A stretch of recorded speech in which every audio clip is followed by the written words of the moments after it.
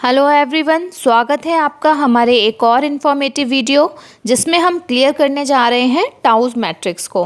But जो भी viewers first time इस चैनल पर आए हैं या जिन्होंने अभी तक स्वॉट एनालिसिस वाला वीडियो नहीं देखा है, वो इसे समझने से पहले उसको ज़रूर देख लें। फिर भी मैं एक ओवरऑल आइडिया के लिए एक ब्रीफ इंट्रोडक्शन ज़रूर दे दूँगी।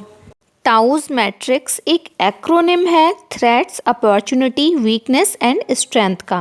स्वॉट के लेटर्स को अपोजिट अरेंज करने पर हमें टाउस दिखता है, जिस वजह से स्टूडेंट्स काफ़ी कंफ्यूज हो जाते हैं इन दोनों में डिफरेंस को लेकर। बट आज हमें ये सारे कन्फ्यूजन्स क्लियर कर लेने हैं। स्वॉट एंड टाउस दोनों ही सेम एरियाज पर फोकस करते हैं, बट टाउस एक टोटली डिफरेंट टूल है, स्वॉट एक अलग टूल है। जब हम स्वॉट एंड टाउस को वन बाय वन डिफरेंशिएट करेंगे तब हम अच्छे से समझ पाएंगे कि ये दोनों एक दूसरे से किस तरीके से डिफरेंट हैं। स्वॉट एनालिसिस टूल को डेवलप करने का श्रेय एल्बर्ट हम्फ्रे को जाता है, जिन्होंने 1960 टू 70 के बीच में इस टूल को डेवलप किया था। जबकि टाउस मैट्रिक्स हेंस वेरिच के द्वारा डेवलप किया हुआ है। उन्होंने 1982 में टाउस मैट्रिक्स को डेवलप किया। स्वॉट analysis internal and external environment का एनालिसिस करता है और जो की पॉइंट्स होते हैं उनको पॉइंट आउट करने का काम करता है, जिसमें वो strength, weakness, opportunities and threats को बताता है। जबकि टाउस मैट्रिक्स एक्सटर्नल एनवायरनमेंट को सबसे पहले एग्जामाइन करती है, जिसमें अपॉर्चुनिटी एंड थ्रेट्स आते हैं, और अपने इस एग्जामिनेशन को वो इंटरनल एनवायरनमेंट यानी कि स्ट्रेंथ एंड वीकनेस के साथ में कंपेयर करती है। सो स्वॉट एनालिसिस सिर्फ एनालिसिस का वर्क करता है, जबकि TOWS matrix examination and comparison का वर्क भी करती है। स्वॉट एनालिसिस की टेक्निक में सबसे पहला फोकस इंटरनल एनवायरनमेंट पर होता है, उसके बाद ही एक्सटर्नल एनवायरनमेंट पर फोकस किया जाता है। जबकि टाउस मैट्रिक्स में फर्स्ट फोकस एक्सटर्नल एनवायरनमेंट पर करते हुए देन इंटरनल एनवायरनमेंट पर फोकस किया जाता है।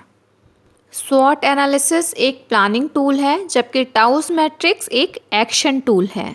स्वॉट analysis is just like a health checkup, जिसके थ्रू हमको फैक्ट्स की जानकारी मिल पाती है। जबकि टाउस मैट्रिक्स प्रेस्क्रिप्शन की तरीके से है, जिसकी वजह से जिसका यूज़ करके ट्रीटमेंट किया जा सकता है किसी पर्टिकुलर डिजीज़ का। सो स्वॉट एनालिसिस हमें एरिया ऑफ अटेंशन बताता है, बट टाउस मैट्रिक्स उन एरियाज़ ऑफ अटेंशन पर किस प्रकार की स्ट्रेटजीज़ बनाई जानी है उनको बताता है। स्वॉट एनालिसिस टाउस मैट्रिक्स की तुलना में कम स्कोप रखता है, जबकि टाउस मैट्रिक्स का स्कोप स्वॉट एनालिसिस की तुलना में ज़्यादा होता है। स्वॉट एनालिसिस का पर्पस ऑर्गेनाइजेशन की इंटरनल स्ट्रेंथ एंड वीकनेसेस का पता करना एंड एक्सटर्नल एनवायरनमेंट में जो अपॉर्चुनिटीज़ एंड थ्रेट्स हैं उनको फिगर आउट करना होता है। जबकि टाउस मैट्रिक्स का पर्पस होता है कि जो एनवायरनमेंट में अपॉर्चुनिटी है उसका एडवांटेज लिया जाए एंड जो थ्रेट जनरेट हो रहा है उसको मिनिमाइज़ किया जाए। इन डिफरेंसेस को बताने से काफ़ी हद तक आपको टाउस मैट्रिक्स का आइडिया हो गया होगा। आप स्क्रीनशॉट ले लीजिए इन डिफरेंसेस का और इनको बहुत अच्छे से तैयार करिए, क्योंकि 70% तक जो ऑब्जेक्टिव क्वेश्चंस हैं वो इसमें से आ जाने चाहिए। डिस्क्रिप्टिव क्वेश्चंस के लिए आगे हम टाउस मैट्रिक्स को और समझेंगे। इन डिफरेंसेस को समझने के बाद हमें काफ़ी हद तक ये बात समझ में आ गई होगी कि जो स्वॉट एनालिसिस होता है वो फर्स्ट स्टेप है स्ट्रेटजी मेकिंग प्रोसेस का, जबकि जो टाउस मैट्रिक्स है वो नेक्स्ट स्टेप आफ्टर स्वॉट एनालिसिस होता है। स्वॉट एनालिसिस करने के बाद में टाउस मैट्रिक्स का यूज़ करके स्ट्रेटजी फॉर्मुलेट की जा सकती है। अब हम टाउस मैट्रिक्स को डिटेल में समझेंगे, जिससे कि हमारे डिस्क्रिप्टिव क्वेश्चंस के लिए अच्छे से प्रिपरेशन हो सकेगी। एग्ज़ाम के पॉइंट ऑफ व्यू से ये काफ़ी क्रूशियल है। Taus was published in a paper called The Taus Matrix, a tool for situational analysis by Hans Weyrich in 1982. Hans Weyrich ने 1982 में The Taus Matrix, a tool for situational analysis के नाम से एक पेपर पब्लिश किया था। उन्होंने company की इंटरनल स्ट्रेंथ एंड वीकनेसेस को एक्सटर्नल एनवायरनमेंट में पाई जाने वाली अपॉर्चुनिटी एंड थ्रेट्स के साथ मैच करते हुए इस मैट्रिक्स को डेवलप किया था।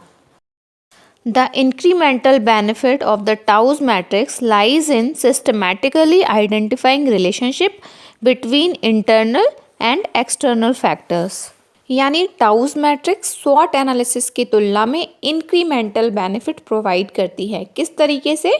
सिस्टमैटिकली आइडेंटिफाइंग रिलेशनशिप, यानी कि इंटरनल स्ट्रेंथ एंड वीकनेसेस को एक्सटर्नल एनवायरनमेंट में पाई जाने वाली अपॉर्चुनिटीज़ एंड थ्रेट्स के साथ मैच करते हुए जो सिचुएशन क्रिएट होती हैं, जो स्थितियां बनती हैं, उसके अकॉर्डिंग स्ट्रैटेजीज फॉर्मुलेट की जाती है।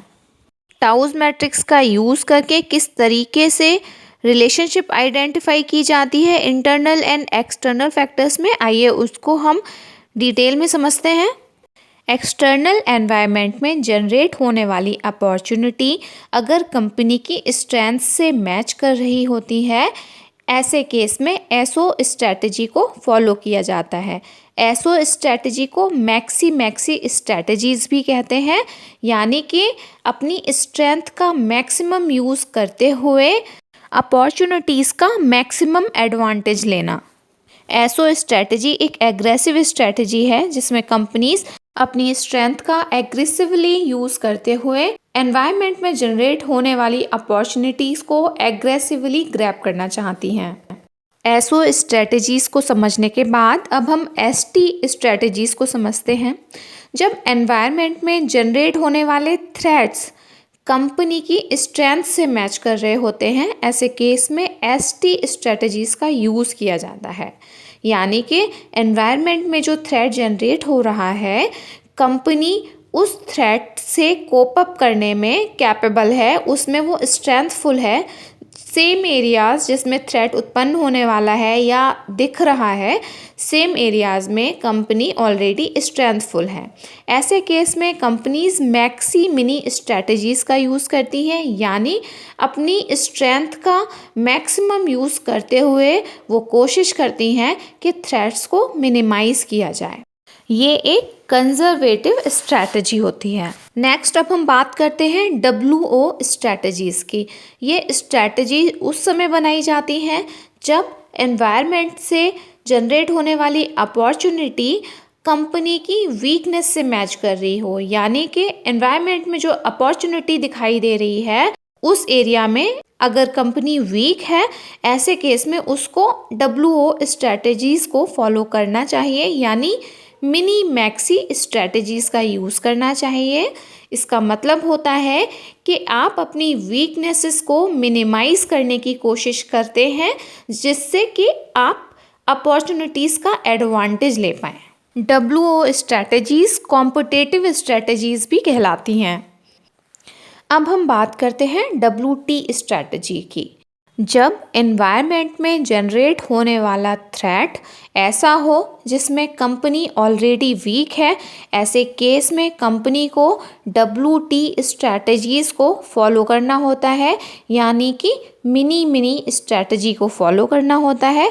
दैट मीन्स कि अपनी वीकनेस को मिनिमाइज़ करते हुए थ्रेट्स को मिनिमाइज़ करने की कोशिश की जाती है। ये एक डिफेंसिव स्ट्रैटेजी है जिसका पर्पस होता है कि किसी भी तरीके से कंपनी को सरवाइव किया जा सके। सो आई होप आज का ये वीडियो आप लोगों के लिए हेल्पफुल रहा होगा। वीडियो अच्छा लगा हो तो लाइक करें, चैनल से जुड़े रहने के लिए उसे सब्सक्राइब करें और रीसेंट वीडियोज़ के टाइमली अपडेट के लिए बेल आइकन को क्लिक करें। Thanks for watching.